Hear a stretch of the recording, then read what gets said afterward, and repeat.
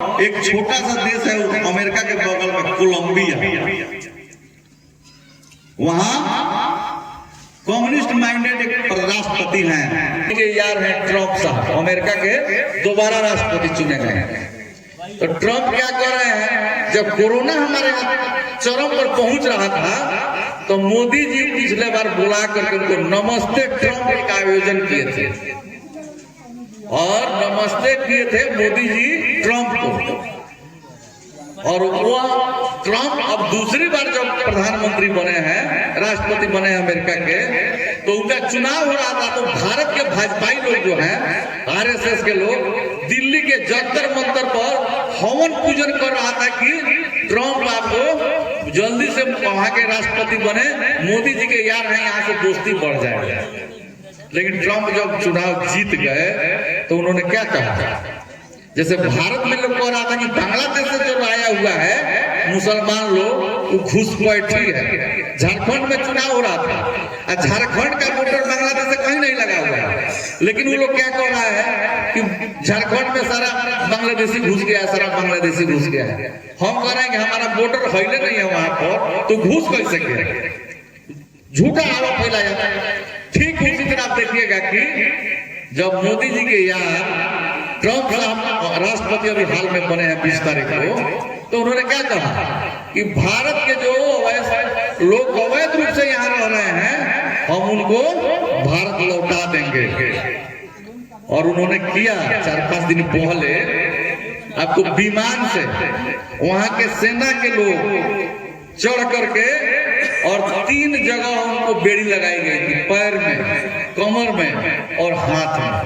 105 लोगों को वहां का सेना वहां के प्लेन पर, सैनिक प्लेन पर ला करके हिंदुस्तान में उतार दिया।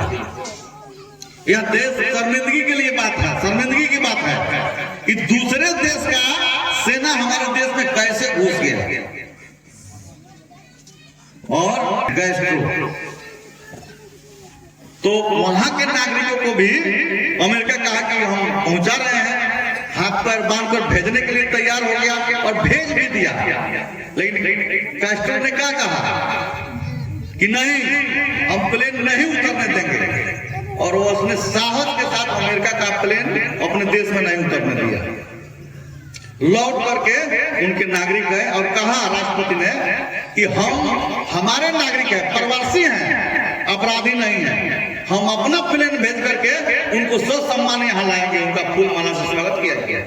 मंगाए 56 इंच का सीना उसका नहीं है, मोदी जी कहते हैं 56 इंच का सीना है, भाजपाई लोग कहता है, लेकिन उसने अमेरिका को जवाब दिया, कहा कि ये प्रवासी हैं, काम करने गए हैं बाहर, वे अपराधी नहीं है, हम अपने प्लेन से लाएंगे और दूसरे देश का सेना हमारे देश में नहीं उतरेगी, यह हमारे संप्रभुता के खिलाफ है, और उनका प्लेन को लौटा दिया। तो दोनों के सम्मान में अंतर है। तो ये जो कागज की बात हो रही थी, इसलिए हम अमेरिका के बात किए कि भारत के लोग गए वहां काम करने के लिए और काम करके वहां अपना रोजी रोजगार चला रहे थे। हिंदुस्तान का आप देखिए, दुनिया का कोई ऐसा देश नहीं है जहां हिंदुस्तान के नागरिक नहीं होंगे काम करने गए होंगे। कोई भी ऐसा देश नहीं है दुनिया का जहां भारतीय नागरिक काम करने वाले नहीं मिल जाएंगे।